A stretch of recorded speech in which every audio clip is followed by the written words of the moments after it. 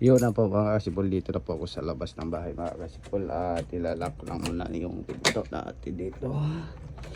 Ayan o, ang dilim-dilim na po mga kasipol. Buti ngayon walang ulan, hindi kagaya kanina umuulan kagabi. At tingnan nyo po, o diba walang ulan tapos walang hangin. Ayan, napakaganda.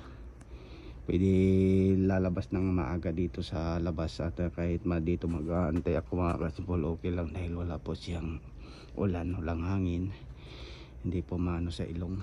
Yeah, tingnan niyo po yung mga daan, di ba? Madilim, pero may ilaw naman yung poste dito mga kasipol.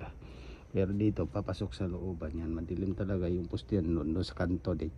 Yun poste na yan, may kanto diyan mga kasipol. Yan po. At update ko lang po kayo mga kasimpol pag nandun ako sa work.